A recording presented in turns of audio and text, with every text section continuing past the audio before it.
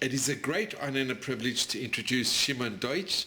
We're here in your beautiful apartment in Jerusalem. And Shimon, you were born in Antwerp. In what year were you born? 29. 29. And your parents, where did your parents come from? Where did your parents come from? They came from Hungary? Your My mother? father, no, they came from Hungary. My father was Paul Deutch. Paul Deutch, yes. And your mother? Huh? Where did your mother come from? He came from Duisburg. There's a town in Germany called Duisburg. So she was born in Duisburg. And your grandparents? Probably from Poland. Okay. And Shimon, can I ask, your family, was it a very religious family? Yeah.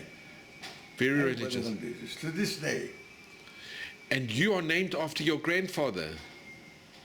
Your name, Shimon, is after your grandfather. Wow. And what do you remember about Antwerp? What do you remember about growing up in Antwerp? Growing up in Antwerp, I went to school, private school, yes. It's like the Torah school.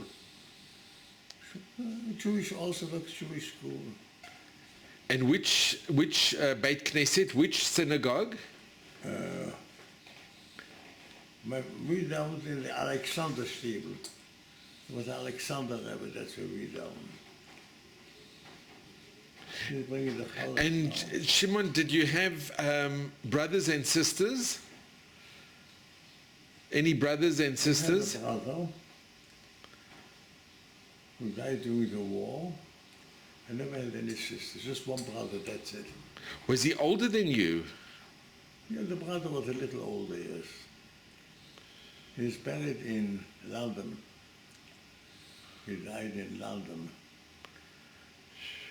Are you writing a book about Antwerp? I'm very interested in the community. It's very interesting, a very special There kehillah. must be a reason for it. Who ordered this album? It's So Leica, yeah. So Shimon, can I ask, what do you remember about growing up in Antwerp? Were most of your friends Jewish? yes. And you were happy growing up in Antwerp? Very happy, yes. Very happy. And what did your parents do? What did your father? My father, he was in the diamonds business, always. So you're writing a book about Antwerp.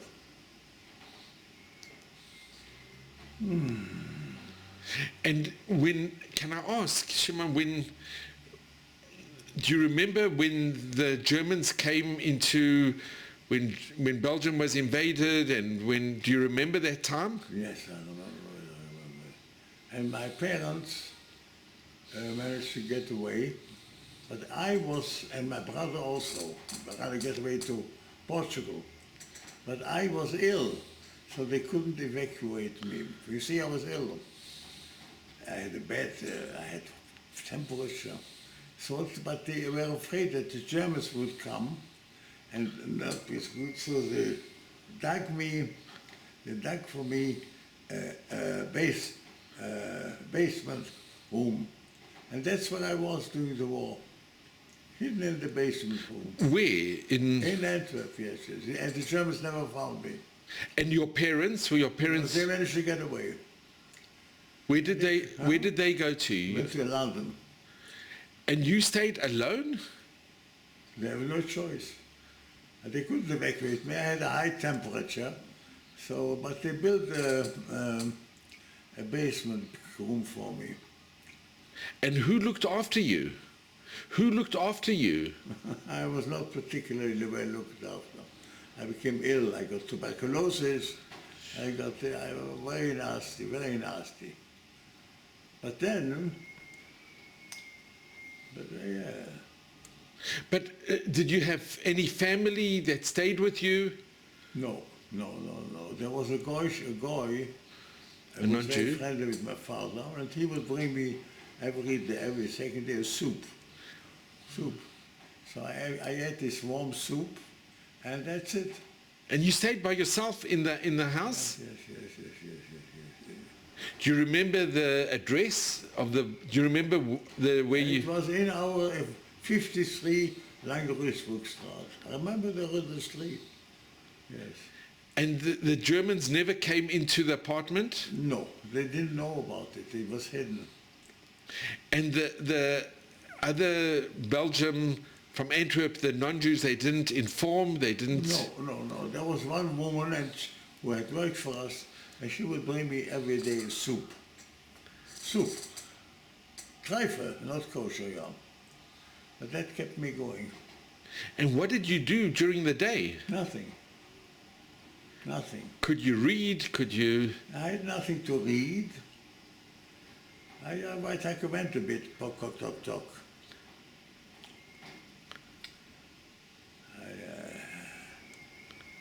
Could you go out of the apartment? No. I was told not to go out because the Germans might catch me. But I survived. And how long did you stay? How long was this? Till... Not long, 2 years.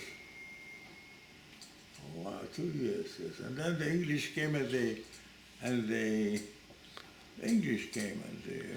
So can I just ask you, going back, where did your brother go? Your brother went with your parents? Your brother... No, they managed to get to London.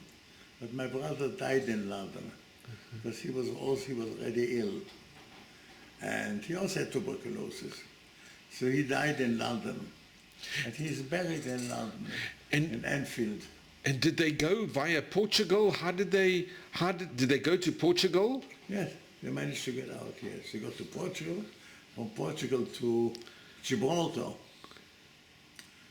And in Gibraltar, they sent them, there was, they couldn't keep them in Gibraltar. So from Gibraltar, they were sent in a military ship they were supposed to go to England, first to America, and then they landed in Glasgow.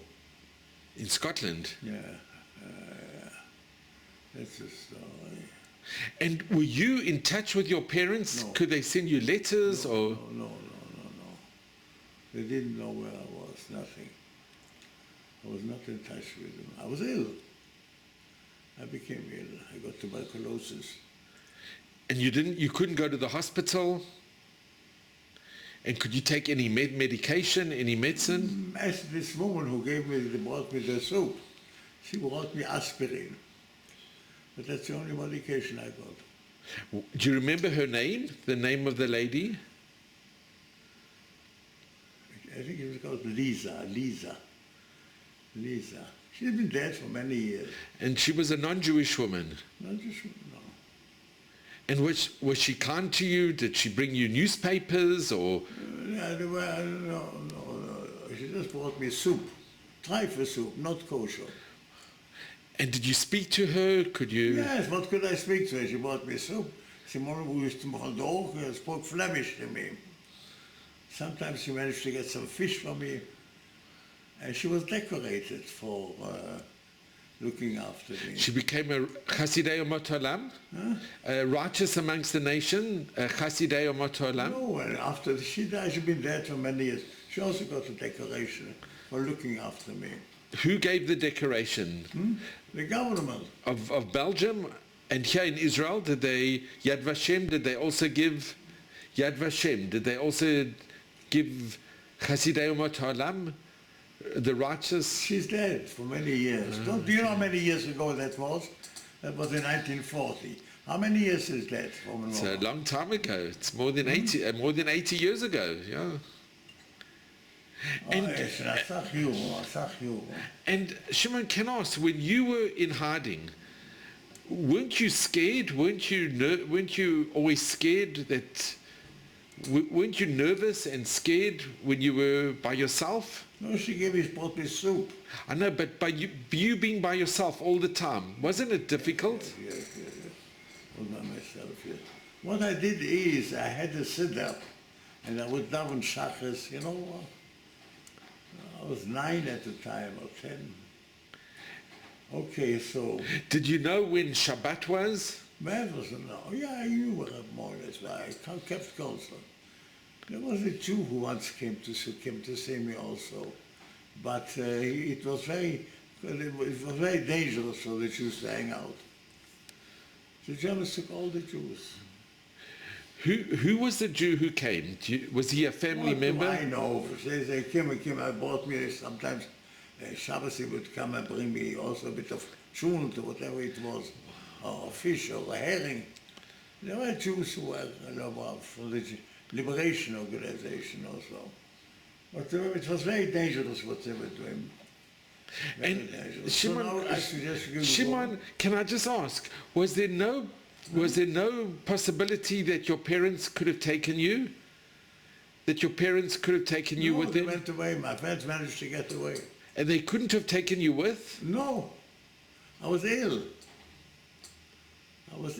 But it must have been very difficult to leave you by yourself.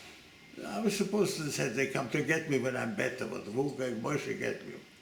So they got first to France, and from France to Portugal, and then to Lisbon. And from Lisbon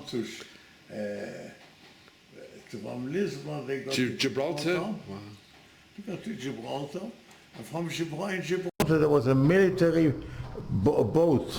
They went to... And the boat was full of, it's interesting, the boat was full of South African Jews, young Jews who came to fight against Hitler. From South Africa? Mostly pilots, yes. Wow. And can I just ask, Shimon, what did your father build you? Was it in, where did you stay when you were in this apartment? They They built a second cellar with the door. Officially it didn't exist, but I was there in a loch and that's how I got tuberculosis. And during the day, did you come Nothing. I had the sidrals, I would love the sidral, that's all. No connection, nothing. I was only 10 years old, don't forget. And when did you go into the cellar? At night, or were you in the cellar the whole time? I just stopped where I was. And then I was ill, I got tuberculosis. I just came out of Malachamovas, but it didn't come. It's a miracle, a miracle, a big miracle. Yes. So are you happy now? No, I just want to ask. Now, when the war ended, what happened when the British came, when the war ended? Do you remember? Yes, I remember that when it ended, yeah. What happened? Huh? What do you remember when the war ended? Well, I don't remember it all and everything. Don't you know how many years ago that was? But do you remember? I am now almost 100.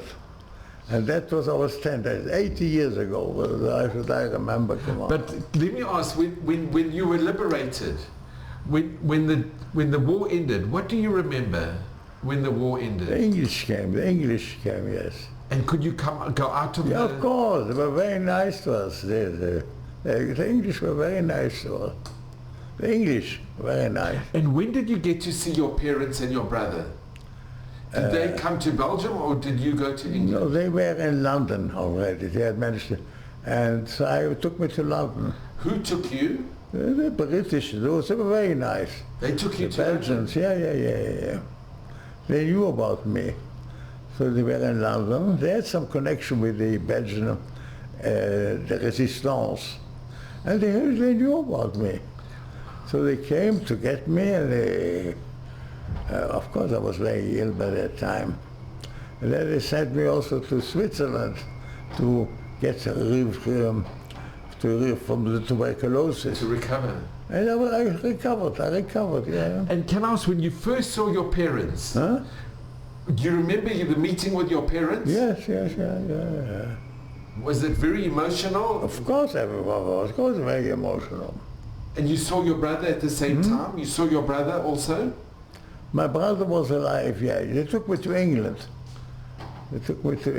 Yes. And where were they staying in England? What? They came as refugees. But where to did they live? In London? No, they had an apartment. They managed. Where were they living? Huh? Where were they living? Were they In London, yes. Do you remember the suburb? If it was... Stamford Hill is a neighborhood in London. I know Stamford Hill. Yes. To this day, I have a son living in London. He had a bar mitzvah last week. Mazel tov. In London, yes. But by that time, I was doing very well. I bought him his house, beautiful house. So two of my sons went to the bar mitzvah. One from America, one from England, one from years. And what, can I just ask you, Shimon, when you saw your parents again, what do you remember about that encounter when you saw your parents after the war? You asked me questions 80 years ago. More than 80. It must be more, 80 years, more than 80 years. Shimon, it must be so special. It must have been I so... was writing a book. But Shimon, it must be so special when you saw your parents. Oh, I cried. And then, can I just ask, when you were in London, did you then go to school after you came back from Switzerland? No, I did go to school afterwards. And when you I went to yeshiva to London. And which yeshiva? Schneider. And how long were you in Switzerland? No, you're not finished. Okay, one last question. How long were you in Switzerland? In Switzerland, how long were you recuperating in Switzerland? A year. I recuperated. I recovered. And did you go by yourself, or did you go with your parents to Switzerland? No. There was a Jewish tuberculosis sanatorium called, I don't remember what it was called, and I was there, but I recovered. It was a very nice year. I recovered, yes. And after you were at yeshiva, what did you do after yeshiva? I went to university. In London? No. In Switzerland. No, even no one said in Switzerland, yes. And what did you study? Huh? What did you study? In Lausanne, I went to university. What did you learn? What did you study there? I learned languages mostly. I learned Latin, I learned Italian, I learned with them. And then I was, how did I come to Israel? Israel did not exist at that time. Did not exist. I had very nice, I was in Sweden, in Lausanne. I went to Lausanne University. So there they had Motze Shabbos. Don't forget, Israel did not exist. But Motze Shabbos was a rabbi there, very nice guy. So Motze Shabbos, he organized Havdalah, and after Havdalah, dancing. The dance. So I was, at the time, I was working for a rabbi. Look, do you see the blue ones? Yes. Srida Eish, she was a rabbi, Rabbi Weinberg. The only Gaon who survived the war. And I was his shamash basin. So, and the girls were dancing. Everybody, they danced, I want to get up, which is not orthodox. Don't dance with a girl, don't touch girls. But he said, look, you go, you must have some, you can't be with me, I'm an old man all the time. Go to Lausanne, to the shul, where they make Havdalah. After Havdalah, they dance. But you don't have to dance.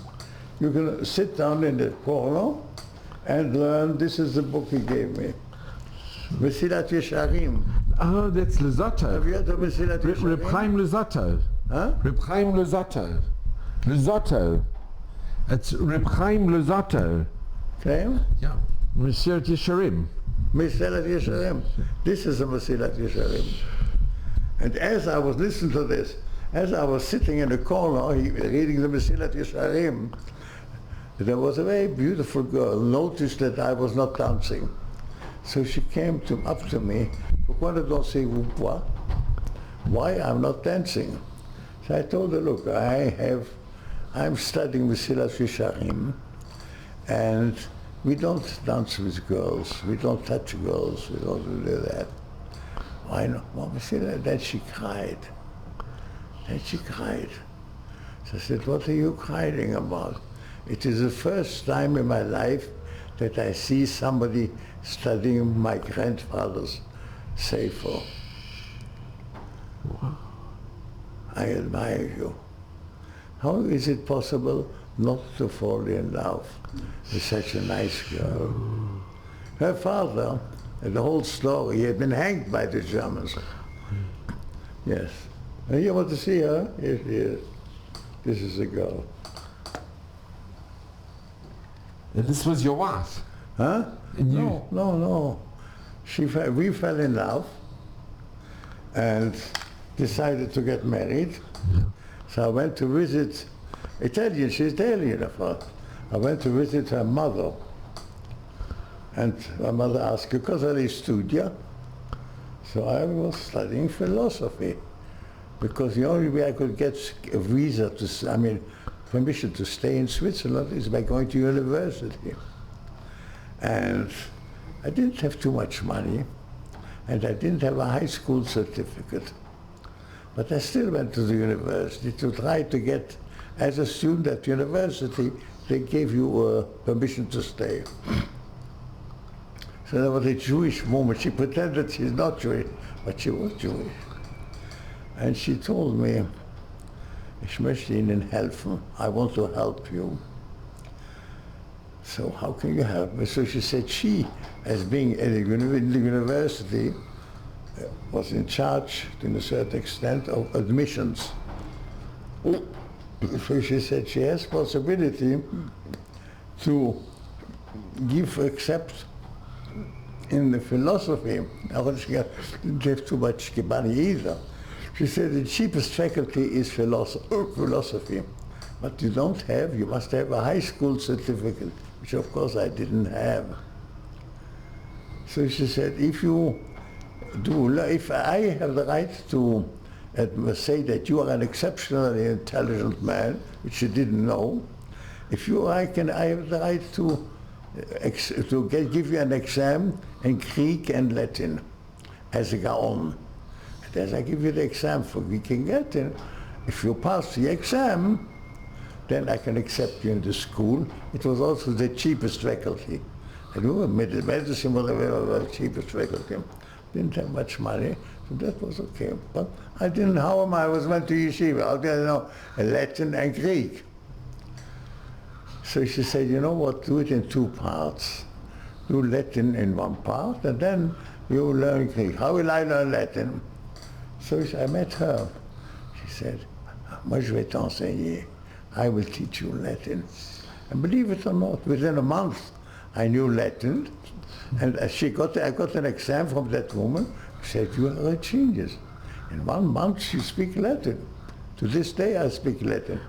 Viscum cum Latino loqui, speak Latin. So I was accepted at the university, I spoke Latin. And then, when we went to see her mother, on Purim it was, in Florence. So she asked me, "Che cosa lei studia? What are you studying?" So I told her, Latino. Latino. But what will you work at? I said, I might be a teacher of Latin, whatever, I told them. She said, I'm studying philosophy. That was part of the philosophy. La filosofia non si mangia.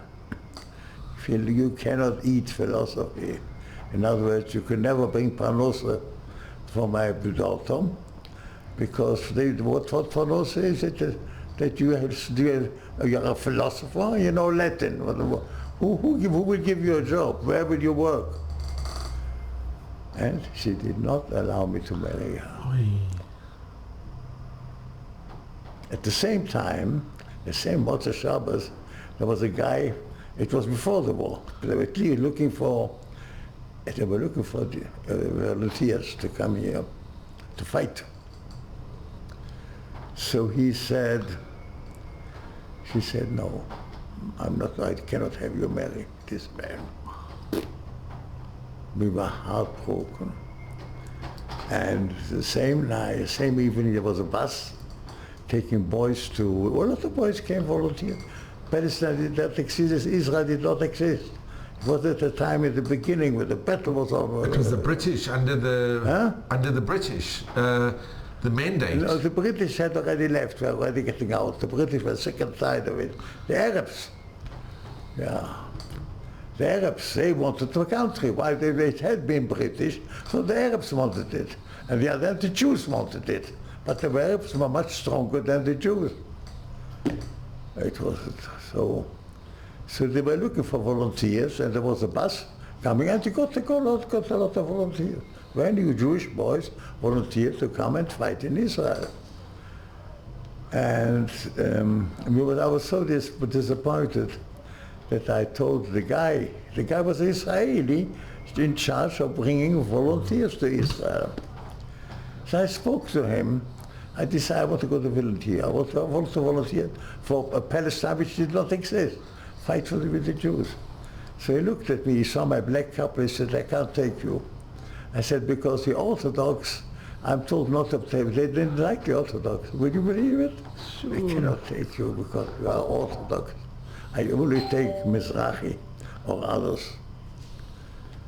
So I told them that the Arab bullets don't make a difference between a Jew and between a Aguda or Mizrahi or another. And so he took me. Bye-bye. I never saw her again. Do you know what happened with her? Never saw her again.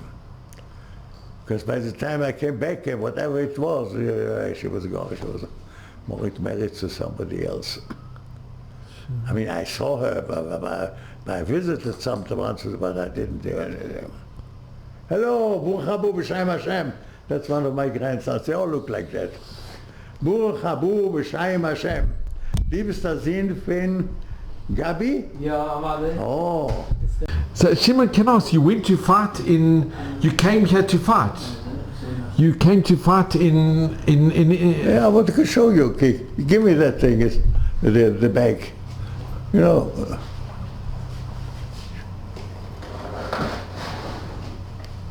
I want to sit down. I want to show you something. Do you know what this is? What's this? I think it's binoculars. Mm-hmm.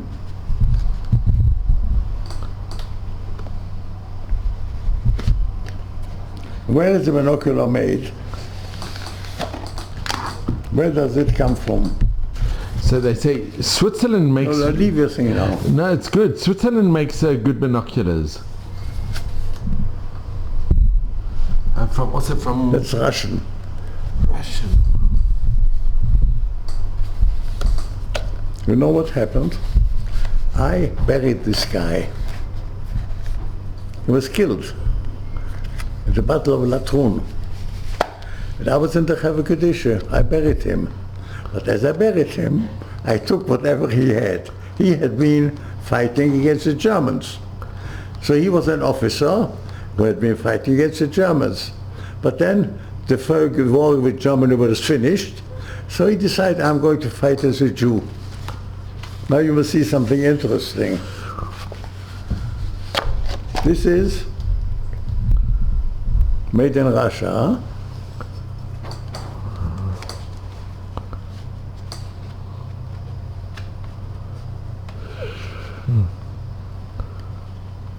Wow. Now put it down. What is this? Who is this?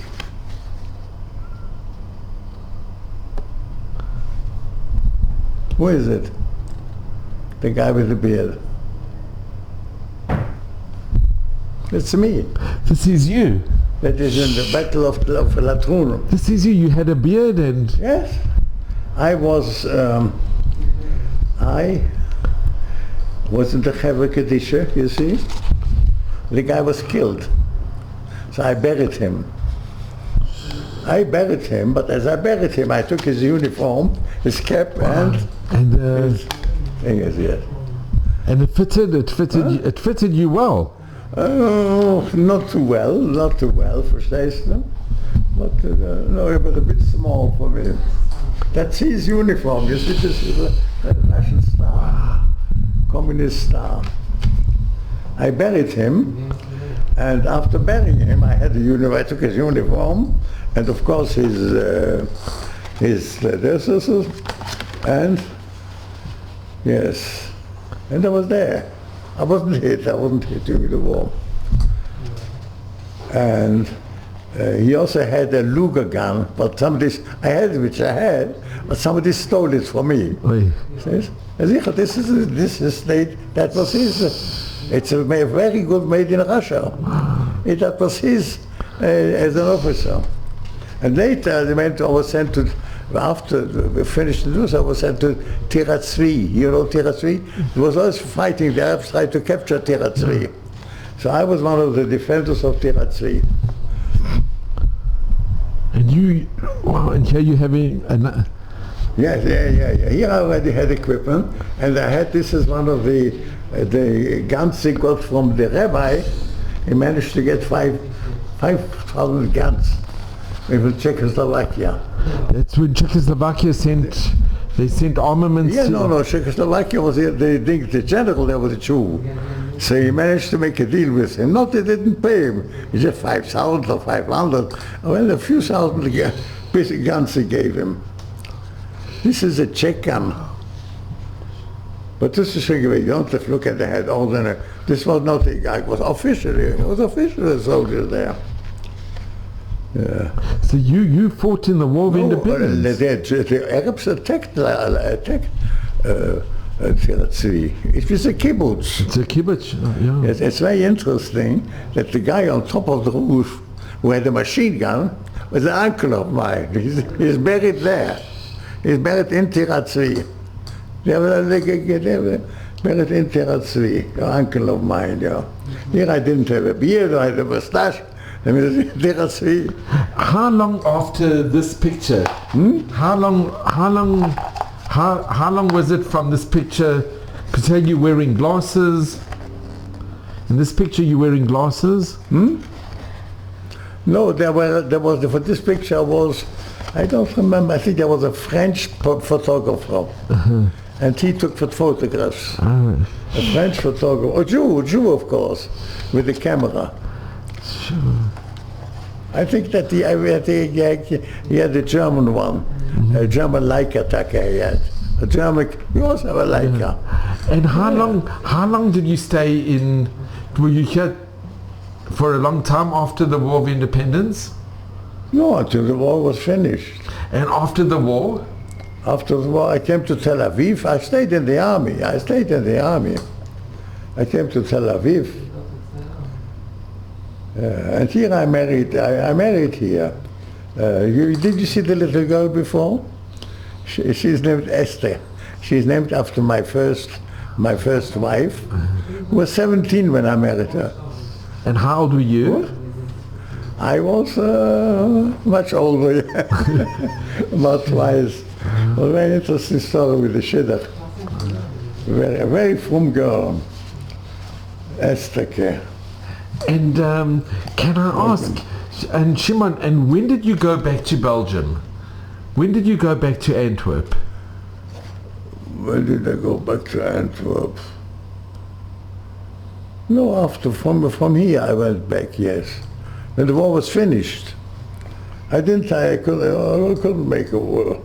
Wait a second. I'll put back. And I'll put back.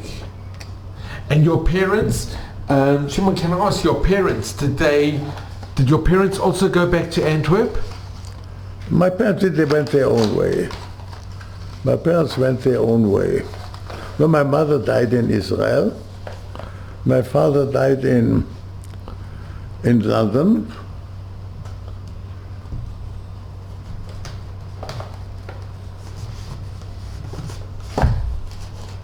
And as you heard just now, I have a son who is married in London, and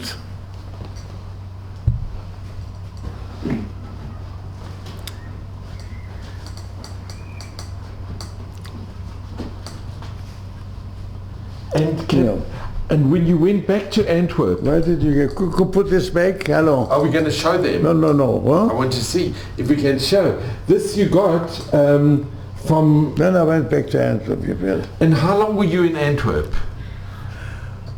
Did you stay a long time in Antwerp? Yes. I was very successful in Antwerp. You see, when they went to that bar mitzvah, he has his own house, beautiful house in London, which I bought him. You went into the diamond business? No, I did very well in diamonds. I was very successful. But who taught you how to do the diamonds? First of all, I knew German, so I went to sell it in Germany.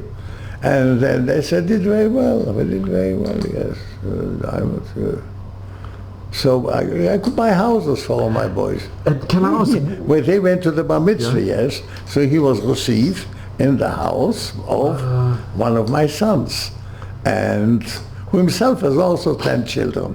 They was registered for a bar mitzvah. They went back, and that house I gave him. And Shimon, can I ask, who taught you how to do the diamonds? Did your father? Talent. Did your father teach you a little bit? Your father, did he teach you? No, my father worked for another company. No. Talent. And can we show? This is what you got from the... This is an award that you were given from the... No, I was not given this. The government gave me this. The government? Yes. For your contribution? I was so successful. You know, after the war, Belgium was a very poor country. So I managed to went to Germany and sold the rights for 1 million marks. I did big business in Germany. And they were very happy that there was foreign currency coming in.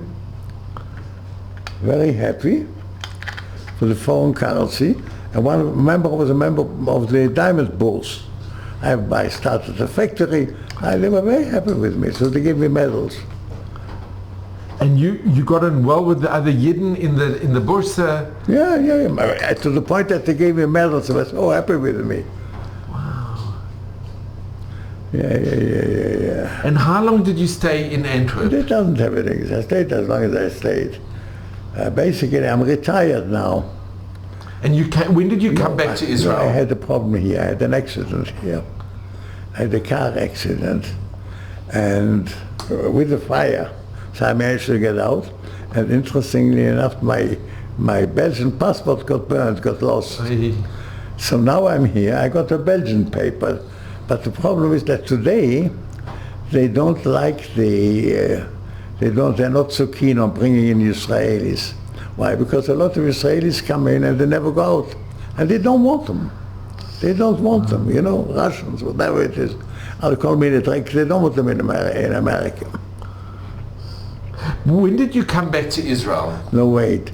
So it takes about now 3 months to get, it takes a Israeli to get a visa to America, about at least 3 months. Now being Belgian, I have an Israeli passport, but being Belgian, I don't want to spend 3 months. I want to go to the consul and tell him, I am Belgian, and I want a visa, I want a Belgian passport. My passport got burnt in an accident, that's why I can't walk. My passport got burnt in an accident, and make me a new passport. If I can see this can we see this again? It's a very big honor. This is a Belgian flag. This is a Belgian flag.